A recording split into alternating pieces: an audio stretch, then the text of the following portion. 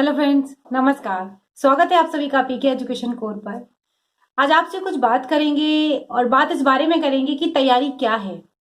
तैयारी किस तरीके से करना चाहिए ये तो आपने बहुत लोगों से सुना है, लेकिन आज मैं आपके साथ बताऊंगी कि तैयारी वास्तविक तरीके से तैयारी में क्या चीजें लोग फेस करते हैं। और तैयारी जब करने का एक मकसद आता है दिमाग में कि मुझे तैयारी करनी है किस चीज की, किस एग्जाम की, या अगर क्योंकि अगर मैं एजुकेशन से बात कर रही हूँ तो एजुकेशन के संबंध में ही मैं आपसे बात करूंगी कि तैयारी किस तरीके से करनी चाहिए। देखिए, तैयारी के लिए जब भी कोई, स्पेशली मैं उस कम्युनिटी को के लिए वो बात कर रही हूँ जो लोग मिडिल क्लास फैमिली से बिलोंग करते हैं।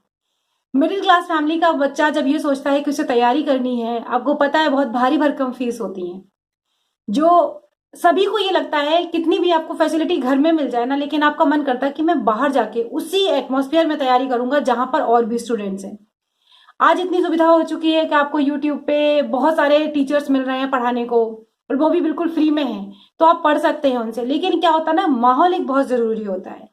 जब तक वो माहौल नहीं मिलता ना, बहुत से लोग उस चीज को सोचते हैं कि मैं शायद नहीं निकाल पाऊंगा, और हो सकता है वो ठीक सोचते हों। तो आज इसी के बारे में मैं आपसे डिस्कस कर रही हूँ। तो तैयारी के लिए जब एक बच्चा घर से बाहर जाता है, वो बहुत सारी प्रॉब्लम फेस करता है। घर से जब वो निकलता है तो उसे लगता है बस आईएएस बन के मैं 100% एक साल में मेरा आईएएस का एग्जाम क्लियर हो जाएगा, या पीसीएस, जो भी उसका टारगेट होता है, चाहे आईएएस हो, पीसीएस हो, एसएससी हो, जो भी हो, जिस टारगेट से भी वो घर से निकलता है वो सोचता है मैं निकाल लूंगा। जब बच्चा वहां से निकलता है और वापस जब ये जो स्पेसिफिक एरिया है ना, मुखर्जी नगर हो गया, अगर मैं दिल्ली की बात करूं, इलाहाबाद हो गया, अब तो इलाहाबाद का क्रेज काफी कम होता जा रहा है, लोग मुखर्जी नगर और करोल बाग इन सब की तरफ ज्यादा आते हैं इन सब चीजों की तैयारी के लिए। तो अगर इस तरफ जब वो आते हैं तो एक बच्चे के लिए रहना, पेरेंट्स आते हैं वो शिफ्ट करा के चले जाते हैं बच्चे को किसी रूममेट के साथ या फिर अकेले, जैसे भी होता है। उसके बाद वो हर महीने का खर्चा होना, और रूममेट कैसा मिलता है ये भी बहुत जरूरी नहीं कि वो आपको अच्छा मिले या जैसा आप सोचते हैं वैसा मिले। तो हमेशा एक चीज ध्यान रखिए, आप जब भी जिस उद्देश्य से बाहर आते हैं उस उद्देश्य को अपने दिमाग में हमेशा बना के रखिए कि आपको ये एग्जाम 100% क्वालिफाई करना है। और आप ये मान के चलिए कि अगर आपने अपना 100% दे दिया तो आप यकीन मानिए आपका 100% एग्जाम निकल जाएगा। लेकिन अगर आपने सिर्फ ये समझने में, कई बार क्या होता है ना, दिमाग में ये लगता है कि अभी तो मेरा पहली बार अटेम्प्ट है, मैं पहला अटेम्प्ट दे रहा हूं। पहला अटेम्प्ट ही आपको अपना आखिरी अटेम्प्ट बनाना है। पहला अटेम्प्ट के चक्कर में क्या होता है, लोग पूरी साल सिर्फ प्री की प्रिपरेशन करते रह जाते हैं।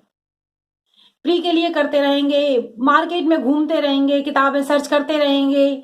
जितना वो पढ़ते नहीं है ना, उससे ज्यादा वो मार्केट में सर्च करते रहते हैं कि कौन सी किताब नई आई है जो जादू की छड़ी घुमाएगी और मेरा एग्जाम क्लियर करा देगी। तो उन चीजों से आपको बचना बहुत ज्यादा जरूरी है। पॉइंटर्स हो सकता है ये मेरे अपने पॉइंटर्स है, मेरा अपना एक्सपीरियंस है, हो सकता है आपके अलग हो, बट मैंने ये देखा है कि ऐसा ही होता है।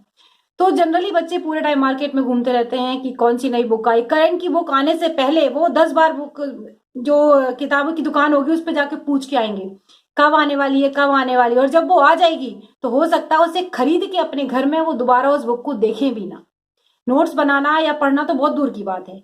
तो ऐसी चीजें मत करिए। जो आपके पास संसाधन है, जो आपके पास बुक्स हैं, स्पेशली जो मिडिल क्लास फैमिली के लोग हैं, अपने कम जो आपके पास संसाधन है उनको बेहतर से बेहतर यूटिलाइज करिए। उनको आप बहुत अच्छे से पढ़िए, उन्हीं को पहले समझने की कोशिश करिए। कोचिंग आप ज्वाइन करते हैं, कोई भी कोचिंग ज्वाइन करिए, चाहे हिंदी मीडियम की हो या इंग्लिश मीडियम की हो, जो भी आपका माध्यम है, कोचिंग ज्वाइन करिए। जो कोचिंग में पढ़ाया जाता है उस पर आपको विशेष गौर देना है। और ये पूरा एग्जाम जो होता है वो एक लेखन कला है। क्लास में हमेशा ये मत सोचिए कि जो क्वेश्चन पूछा गया है उसका सभी का आंसर आपको देना है, बिल्कुल मत सोचिए। कई बार ऐसा होता है कि जो बच्चा क्लास में हर क्वेश्चन का जवाब देता है, सर ने कुछ भी पूछा वो हर क्वेश्चन का जवाब देगा, लेकिन जरूरी नहीं कि उसका सिलेक्शन हो जाए। ऐसा मेरे साथ भी बहुत सारे एक्सपीरियंस थे। एक दो बंदे थे जो ऐसा कोई प्रश्न नहीं होता था जो विनय सर ने पूछा हो और उसने कभी वो आंसर ना किया हो। विनय सर को आप जानते हैं, बहुत फेमस हैं वो, दे आईएएस। तो वो कोई भी प्रश्न पूछते थे वो बंदा हमेशा देता था। तो सारे जितने आसपास के बंदे होते थे वो सब यही कहते थे इस लड़के का तो 100% आईएएस क्वालिफाई होगा। लेकिन 3 और 4 अटेम्प्ट देने के बावजूद भी अगर उसका प्री भी नहीं निकल रहा तो कहीं ना कहीं कोई कमी है। आपको किसी और को शो नहीं करना है, आपको अपने आप को जज करना है, अपना मूल्यांकन करना है। आप जब भी पढ़ें, कुछ भी पढ़ें, नोट्स बनाते हुए चलें। जब भी आपको लग रहा है कि मेरी प्री की तैयारी ठीक ठीक चल रही, हमेशा क्वेश्चन जो आंसर राइटिंग है उसको हमेशा मेंटेन रखें, क्योंकि ये एग्जाम जो है वो पूरा का पूरा लेखन कला पर बेस्ड है। आप जितना अच्छा लिखेंगे, एग्जामिनर के पास कोई आपकी शक्ल नहीं होती है, आपकी जो लेखन कला होगी वो आपके लिए बहुत ज्यादा आपको अच्छे मार्क्स दिलाएगी। सब्जेक्ट आप कोई भी चूज करें, वो सब आपकी मर्जी है, उन सब चीजों के बारे में मैं डिटेल में डिस्कस नहीं करूंगी, वो आपको भी पता है कि आप क्या करते हैं। जब भी आप बाहर आते हैं, एक चीज और भी ध्यान रखिए कि जो एटमॉस्फेयर होता है वो आपके लिए बिल्कुल नया होता है। हो सकता है कोई बच्चा गांव से आया है, उसके लिए शहर का माहौल बिल्कुल ही अलग हो, उसको एडजस्ट होने में ही कम से कम 2 से 3 महीने लग जाते हैं, और 2 से 3 महीने का टाइम बहुत लंबा टाइम हो जाता है। तैयारी करते समय भले ही आपको लग सकता है कि 2-3 महीने में तो मैं एडजस्ट हुआ हूँ, मेरा तो अभी पहला अटेम्प्ट है, कुछ भी नहीं हुआ। ऐसा मत सोचिए। एक एक पल और एक एक दिन आपके लिए कीमती है। आप पहले दिन से एग्जाम में देखिए वही क्वालिफाई होता है जो पहले दिन भी 2 घंटे पढ़ता है और एग्जाम के दिन तक भी वो 2 घंटे तो कम से कम पढ़ता है। ऐसा नहीं है आज आपने 8 घंटे पढ़ लिया और अगले दिन आपका मन करा चलो मैंने बहुत पढ़ लिया, मेरा मन नहीं है, आज मैं स्किप कर देता हूँ। ऐसा नहीं करना है। जब भी आप पढ़ें, आप अपनी कंसिस्टेंसी को मेंटेन रखें, चाहे आप 4 घंटे पढ़ें, 3 घंटे पढ़ें, 2 घंटे पढ़ें। कोई 12 घंटे पढ़ता है, कोई 8 घंटे पढ़ता है, कोई 7 घंटे पढ़ता है। सबकी अपनी अपनी क्षमता है और सबको कितना कुछ याद रहता है इस पे भी डिपेंड करता है। किसी किसी की लर्निंग पावर बहुत अच्छी होती है, वो 2 बार कोई चीज देख लेगा वो कभी भूलेगा ही नहीं, हो सकता। और किसी किसी के साथ ऐसा होता है कि उसको पढ़ के मजा आता है, लेकिन वो जब बाद में देखता है उसे नहीं याद रहता है, तो उसे दोबारा रिवीजन की भी जरूरत पड़ती है। ये आपको अपने अंदर देखनी पड़ेंगी चीजें कि आपको किस चीज की जरूरत है, आपको रिवीजन बार बार करने की जरूरत है या आपको एक ही बार में अच्छे से पढ़ने की जरूरत है, वो आपको देखना होगा। मेरे साथ एक लड़की थी, वो बहुत जल्दी उसे चीजें याद हो जाती थी, लेकिन फिर रिवीजन ना होने की वजह से वो चीजें क्या होता है धीमे धीमे धूमिल होने लगती है। तो हमेशा आपको अपना रिवीजन भी मेंटेन रखना है और नई चीजों को आपको पकड़ के भी रखना है। 1 साल का जो समय है ना, आप पूरा अपने तरीके से अपने आप की, किसी की स्ट्रेटेजी आपको सुनने की जरूरत नहीं है, किसी की स्ट्रेटेजी को बनाइए मत। आपकी खुद की स्ट्रेटेजी क्या है? जिस दिन आप पहले दिन घर से चले थे, बस अपना ये सोचिए कि जिस दिन मैं पहले दिन घर से आया था, क्या वही जो जुनून था मेरे अंदर, क्या आज भी वो जुनून जिंदा है? हर 2 महीने पे, हर 3 महीने पे आप ये चीज सोचिए। क्या फर्स्ट डे जैसा मैं आया था, मुझे लग रहा था मैं मुखर्जी नगर पहुंचते ही 8-8 घंटे पढ़ूंगा, 10 घंटे पढ़ूंगा और मैं एग्जाम को हर हालत में क्लियर कर लूंगा? क्या वैसा आप सोच पा रहे हैं? अगर आप सोच पा रहे हैं तो ये बहुत अच्छी बात है, और अपना मूल्यांकन हर 2 महीने में करिए, तभी जाकर आप एग्जाम के लिए बहुत अच्छे से प्रिपेयर हो पाएंगे। और एक और चीज होती है, एग्जाम सिर्फ पढ़ाई का ही नहीं है। एग्जाम में के टाइम पर बहुत सारी दुविधाएं आती हैं। जब आपको लगता है मैं ये करूं या ना करूं, मैं ये कर पाऊंगा या नहीं कर पाऊंगा। ये एज ऐसी होती है, आपको बहुत सारे लोग अच्छे भी लगते हैं, स्पेशली अगर मैं बात करूं अपोजिट जेंडर की, तो कई बार लोगों का समय इसमें भी बहुत ज्यादा जाया होता है। आपने देखी है एस्पिरेंट्स मूवी, अगर टीवीएफ पे देखी ही होगी, उसमें भी वो चीजें बताएंगे, एकदम रियलिटी है, वो ऐसा ही होता है लोगों के साथ। लेकिन वो आपको तय करना है कि आपके लिए प्रायोरिटी क्या है। अगर प्रायोरिटी आपके लिए जो आपने सोचा है, अगर वो आपके लिए प्रायोरिटी है तो आप उसको वरीयता देंगे, और अगर आपने सोचा है कि आपके लिए एग्जाम प्रायोरिटी है तो आप एग्जाम को वरीयता देंगे। हमेशा आपको ये चीज अपने दिमाग में रखनी है कि मुझे अपने आप को कैसे कंसिस्टेंट रखना है, कैसे मुझे अपनी पढ़ाई करनी है, कैसे मुझे अपना एग्जाम क्लियर करना है। ना केवल प्री, ना केवल मेंस, इंटरव्यू तक का सोचिए।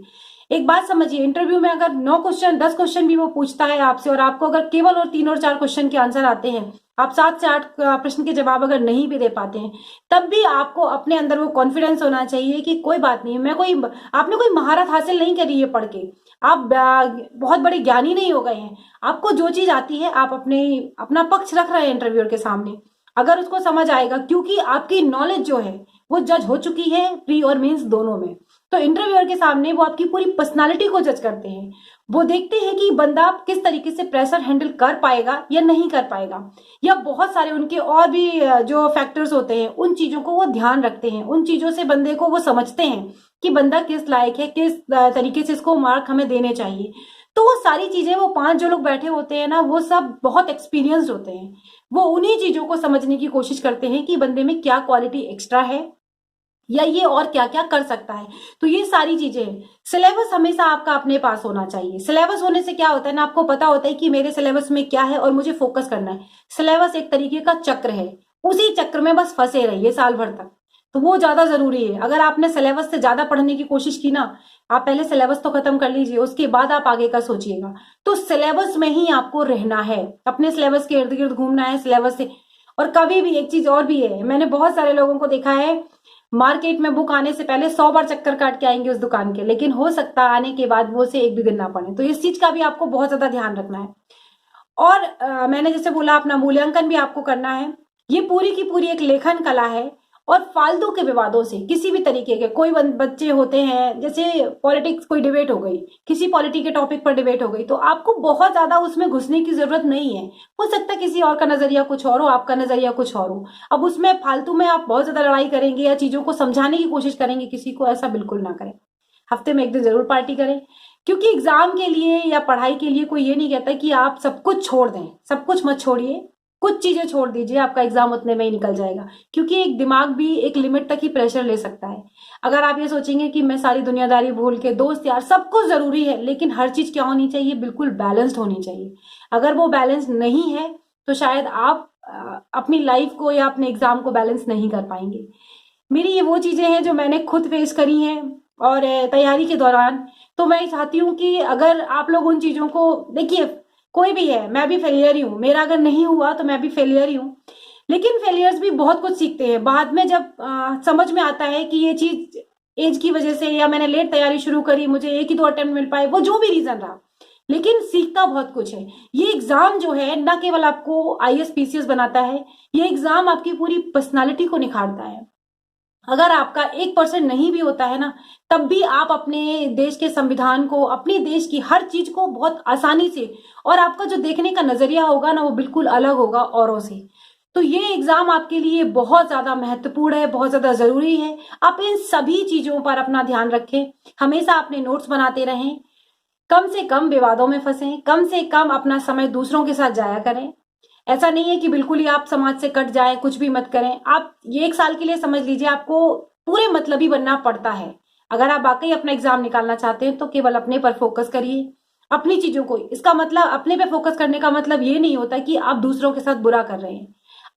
आपकी अपनी क्या डिसीजन है। आपका रूममेट हो सकता 12 बजे ही सो जाता हो, अब आपको लगता है 2 घंटे बाद जब भी कोई रूम में सोता है तो फील होता है यार मुझे भी नींद आ रही है, मैं भी सो जाऊं। हो सकता है ऐसा भी हो कि रूममेट 2 बजे उठ के रात से पढ़ना शुरू करता हो। तो आपको अपना तरीका तय करना है कि मुझे रात में पढ़ना है, दिन में पढ़ना है। जब भी मन करे यार, जब भी पढ़ने का मन करे ना, पूरी रात भी जगो तो भी कोई दिक्कत नहीं है। आप रात भर पढ़िए, सुबह लेट उठिए, लेकिन जब एग्जाम का टाइम आने वाला हो आपका प्री का, तो थोड़ा सा रूटीन बदल दीजिए। क्योंकि कहीं ना कहीं वो एग्जाम में थोड़ा सा प्रेशर रहता है ना, मॉर्निंग में उठने में उन्हें दिक्कत हो सकती है। तो इन चीजों को आपको समझना पड़ेगा, और इन चीजों को आप खुद ही अपना कहते हैं ना, अपना नियम बनाइए कि आपको किस तरीके से काम करने हैं। तो अगर वीडियो आपको अच्छा लगा हो, कुछ भी जानकारी इसमें आपको ठीक लगी हो, तो प्लीज लाइक कर देना, शेयर कर देना, और चैनल पर नए हैं तो सब्सक्राइब कर लेना। कोई भी क्वेश्चन हो तो प्लीज कमेंट बॉक्स में जरूर बताइएगा। अगले वीडियो में फिर मिलेंगे, तब तक के लिए बाय बाय। फेलियर लोगों से भी बहुत कुछ सीखने को मिलता है, और सीखते रहिए। चलिए बाय बाय।